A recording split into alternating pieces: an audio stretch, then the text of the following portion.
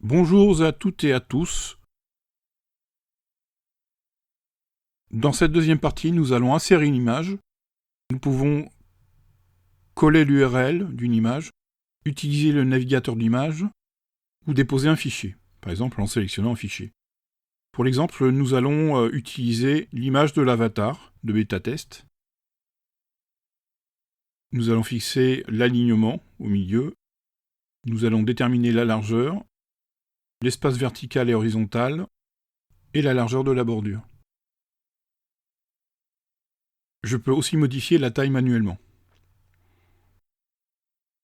en sélectionnant un côté de l'image et en diminuant sa taille manuellement. J'utilise la flèche vers le bas pour étendre le clavier WYSIWYG. Astuce facile à connaître, n'hésitez pas à utiliser les fonctions annuler et rétablir si vous faites une erreur.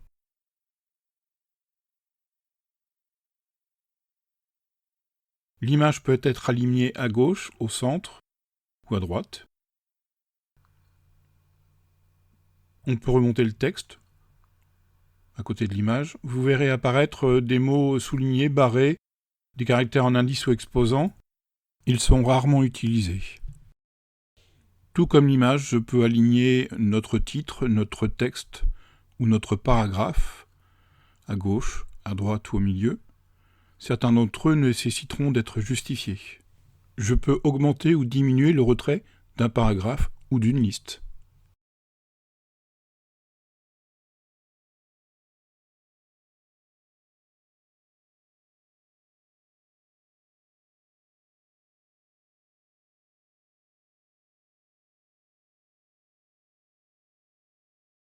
Je change la couleur du texte ou la couleur du fond.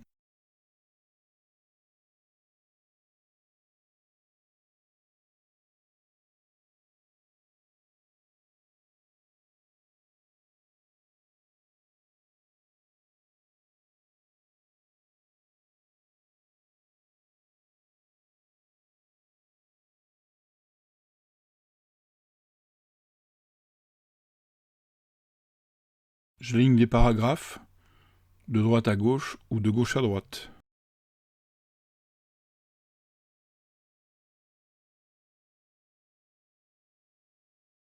Je peux mettre l'article en plein écran. Je change la police de caractère et la taille de la police de caractère.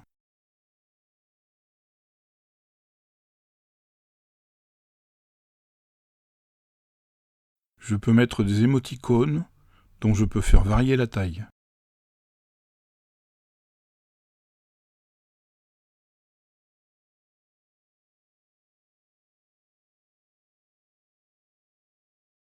L'espace insécable, quant à lui, permet de rattacher deux mots inséparables pour une meilleure compréhension. Il sera utile en bout de ligne pour attacher un mot à un autre.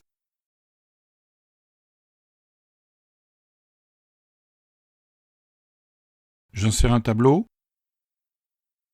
puis j'insère un caractère spécial et je vais mettre les titres de colonne en ligne et en forme.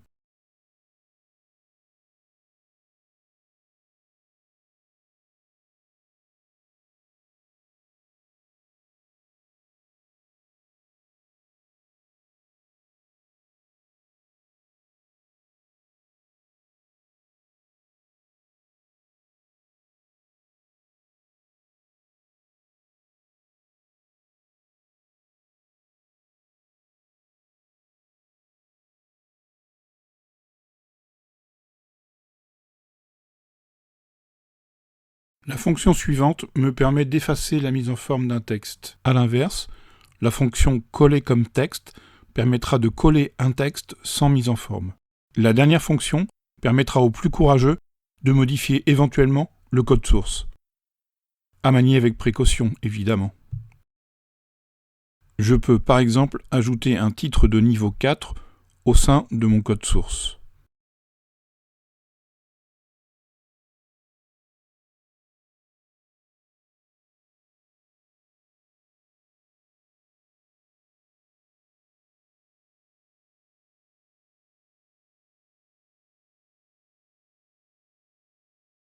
Il ne me reste plus qu'à enregistrer l'article et à le valider.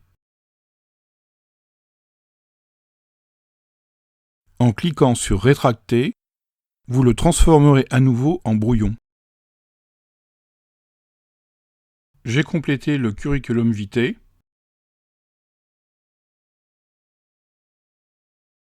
Nous verrons par la suite à compléter la rubrique Projet, comment créer un groupe et comment fonctionnent les annotations.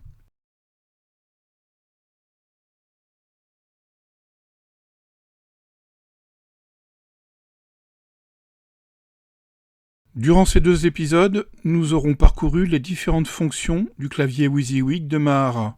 N'hésitez pas à poser des questions dans les forums. À très bientôt.